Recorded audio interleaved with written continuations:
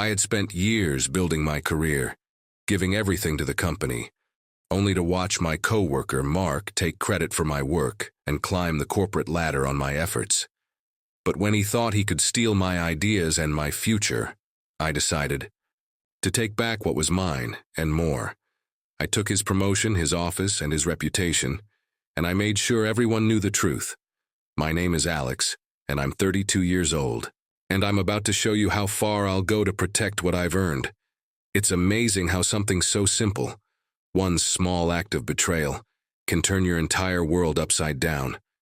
I never imagined that my coworker, someone I had trusted and worked closely with for years, would be the one to take credit for my work. But that's exactly what happened. His name is Greg. He's the kind of guy who plays the part of the friendly, charismatic office buddy, always smiling, always in the know. He'd been with the company for a while, and over time, we became friends. Or so I thought.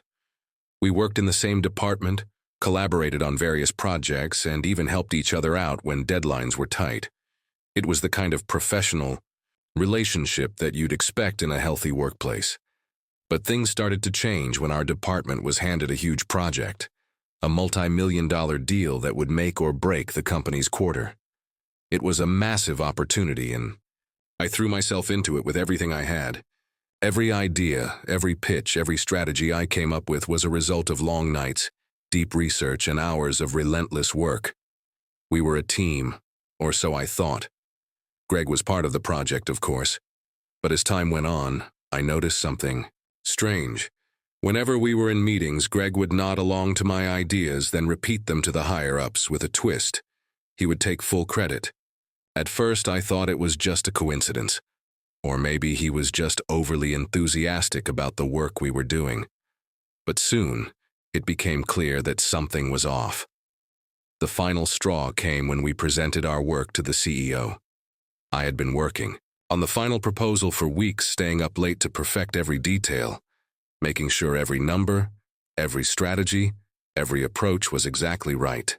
I was proud of what we had accomplished, but when we sat in front of the CEO, Greg made sure to position himself as the lead.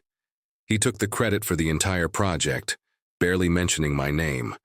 It was like I didn't even exist. That was the moment I realized what was happening. Greg wasn't just taking credit for the work. We weren't working together anymore. He was using me to make himself look better, to position himself for a promotion, and he was doing it at my expense. The worst part? No one seemed to notice.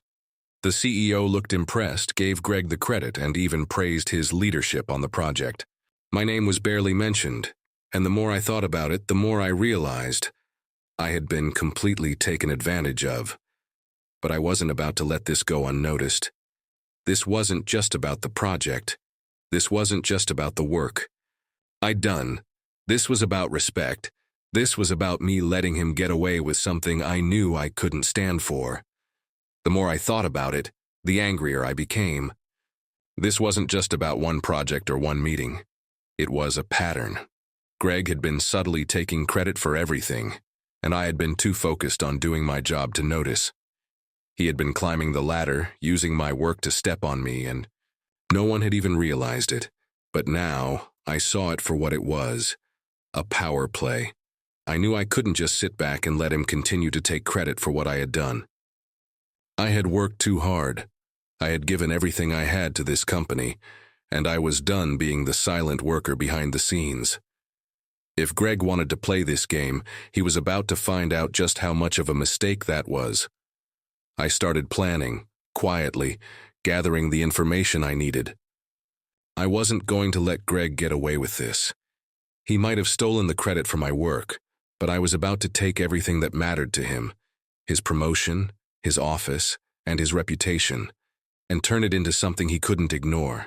The hardest part was staying calm. Every day I saw Greg walking around the office, his fake smile plastered on his face, acting like he was the star of the show. He had no idea that I was watching him, carefully plotting my next move. But I wasn't going to rush into this. I had to be strategic. I needed to gather more evidence, show everyone exactly what kind of person Greg really was. and make sure that when the truth came out, it couldn't be ignored. I started documenting everything, the meetings, the emails, the moments when Greg borrowed my ideas in front of the higher-ups. It all went down in my notes.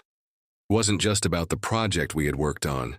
It was about the pattern I had started to notice, the way Greg had been taking advantage of every opportunity to step over me without anyone noticing. The next few weeks were filled with calculated silence. I kept my head down, continuing to do my work. No more, no less. I didn't want to draw attention to myself, but I also didn't want Greg to think I was just going to quietly fade into the background. I was biding my time. Then, the perfect opportunity arose. The company was gearing up for the annual performance reviews. It was a big deal. Promotions, raises, and new leadership roles were all on the line. It was the moment when everyone's hard work would finally pay off, or so we thought. I knew that Greg had his eyes set on one of the biggest promotions, and it was clear to me that he was positioning himself to take full credit for the success of the project we'd worked on. But that wasn't going to happen. Not without a fight. I had been quietly building my case. I knew that if I played this right, I could expose Greg for what he really was, a fraud. I wasn't just going to let him walk away with the promotion that should have been mine. I was going to take it from him, and I was going to do it publicly. The first step was to make sure the higher-ups knew exactly who had done what. I knew that Greg had been the one to present the project in the final meeting with the CEO, but I had the emails to prove it was my work, my ideas, and my strategies that had driven the success. All I had to do was make sure the right people saw those emails. So I reached out to a few trusted colleagues, people who knew the truth and had seen what was happening behind the scenes. They agreed to help. I sent them the evidence, my emails, the notes from the meetings, everything that Greg had used to steal credit for my work. They promised to get the information into the hands of the right people at the company, but that wasn't enough. I needed to go one step further. I couldn't just let this be a quiet behind-the-scenes move. Greg had to know I wasn't going to let him get away with it. I had to confront him, and I had to do it publicly. I needed to show the company that I wasn't just some invisible worker. I was a leader. And I had the talent to prove it. So I waited. I knew that the upcoming company-wide meeting would be the perfect moment. It was scheduled for the following week, an all-hands-on-deck session where leaders would discuss future plans, progress, and upcoming promotions. I had been invited to speak as part of the meeting, and I knew that this was the moment I'd been waiting for. I took a deep breath as the meeting approached. The plan was in place, the evidence was ready, and now, it was time to deliver the punch. I wasn't going to let Greg get away with taking credit for my work, not while I had the chance to show everyone who the real leader in that room was. When the day of the meeting arrived, I stood at the back of the room, watching Greg as he confidently made his way to the front, ready to present the progress report. I felt a strange calm wash over me. This was it. This was the moment that everything would change. As Greg began his presentation, I glanced around the room, noting the familiar faces of the higher-ups. They all seemed impressed, nodding along as he talked about the success of the project. But I wasn't fooled. I knew that behind that polished exterior, Greg was a fraud. And today, I was going to make sure everyone knew it. When the time came for me to present, I stepped forward, my heart pounding in my chest but my mind clear. I started by discussing the project we had worked on, the results we had achieved. But then, I shifted gears. I think it's important to give credit where credit is due, I said, my voice steady, cutting through the room. This project, the success we've seen, has been the result of a lot of hard work. But I want to make sure we don't forget how this project actually came together. I could feel the eyes of the room on me, and I knew that Greg could feel the shift in the air. I pulled up the emails, the ones Greg had ignored, the ones that proved I had done the work. These emails, I said as I clicked through the slides, show the real story. They show who the driving force behind this project was. It wasn't just about the final presentation. It was about the ideas that came before. The room grew quiet as the words sank in. I could feel the weight of the silence, the intensity of the moment. Greg's face had gone pale, the smug confidence he had walked in with replaced by a nervous tension. He shifted uncomfortably, unable to mask the unease. I could almost see his mind racing, trying to come up with a way to stop me, to discredit what I was saying. But it was too late. The truth was out. I clicked through the slides. Each email I showed more damning than the last. I'd pulled every thread, every piece of evidence that pointed to the fact that I had been the one to put in the hours, to create the strategy, and to push the project forward. The room was still. Every single person in the room now knew exactly what had happened and who had been the real force behind the success. Greg opened his mouth, but no words came out. He was caught off guard. His usual slick demeanor was gone, replaced with the expression of a man who had just realized the walls were closing in. "I don't think anyone here has any confusion," I said, my voice calm but firm. "This project, this success, was built on my work. Greg here did a great job presenting it, but it was my ideas, my execution. And as we move forward, I think we need to recognize who truly contributed to this company's growth." I could see Greg's mind spinning as he scrambled for a response. His face was flushed now, beads of sweat beginning to form on his brow. He had no way out. Daniel, I don't know what you're talking about," Greg stammered. His voice wavered. "We worked together on this, you know we both contributed, but I wasn't about to let him off the hook."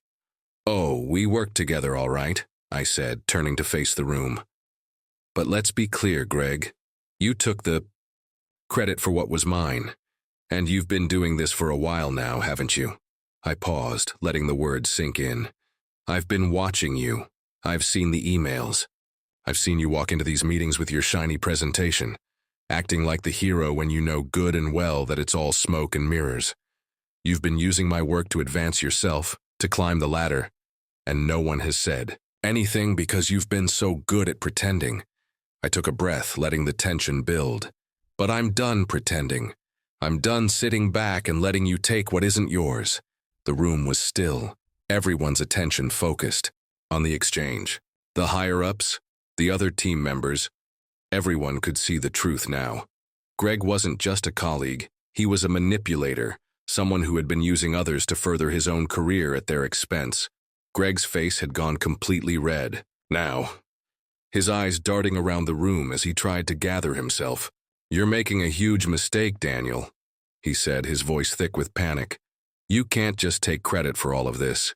You know as well as I do that it was a team effort." I smiled, but it wasn't friendly. It was a smile that came from a place of power, of control. "Don't you dare try to play the team card now, Greg. You've been playing that card for too long while you quietly undermined everyone around you. But now it's time for you to face the consequences of your actions." I stepped back, letting the silence stretch out as the weight of my words hung in the air. "I'm taking your promotion, I'm taking your office, and I'm making sure everyone knows exactly what kind of person you are. You won't get away with this." I could see the realization settling into Greg's eyes. He knew he was finished. There was no way he could wriggle out of this one. He had underestimated me, thinking I would just sit back and let him take what wasn't his. But now the whole room knew the truth. As I turned to leave the presentation area, I could feel the eyes of the room on me. There was no need for applause. The message had been delivered. Greg's reputation had been shattered. His promotion, gone. His office, taken.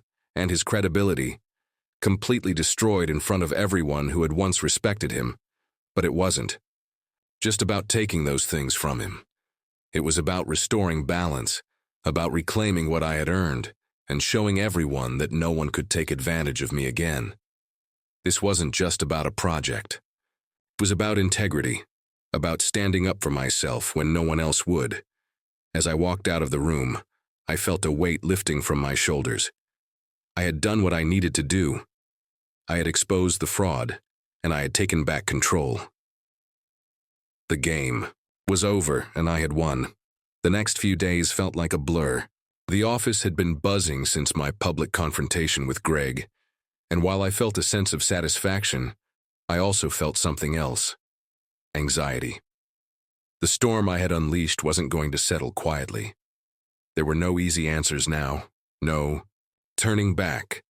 I had taken a stand, exposed Greg for the fraud he was, and in the process I had changed everything. As expected, the higher-ups called me in for a meeting the next morning. The moment I walked into the conference room, I could tell they were waiting for me to explain myself. The CEO, a man who had always been tough but fair, gave me a look that felt like a mix of curiosity and caution. "Daniel," he said, motioning for me to sit. "We need to talk about yesterday's meeting." I sat down, trying to keep my composure. I had no idea how this was going to go, but I knew that I had done the right thing. I wasn't going to back down now. "First of all," I began, "I want to make it clear that I never wanted to drag Greg through the mud, but what happened was unacceptable. I worked on that project for weeks, and he took credit for everything, making it look like he had done the lion's share of the work. That's not how things work here." The CEO nodded, clearly considering my words. "I understand your frustration, Daniel, but the way you handled it was unorthodox. You've disrupted the balance of the team, and we're concerned about the ripple effects this might cause." I held my ground. "I didn't create this mess, sir. Greg did. He used my work to get ahead, and he did it without any regard for honesty or integrity.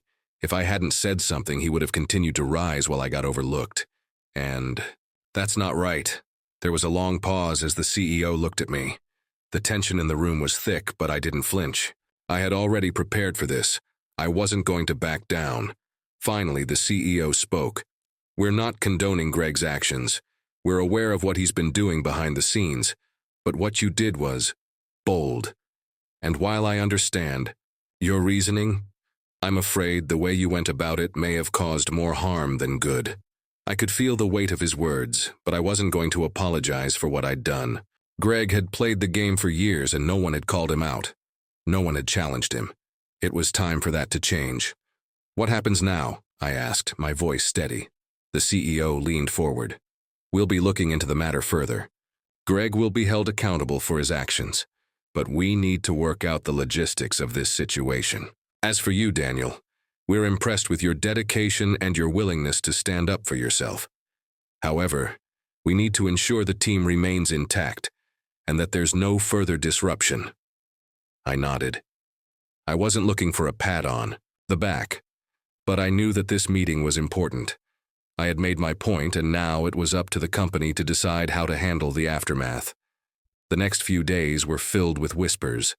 People were still talking about the presentation, about the way I had exposed Greg.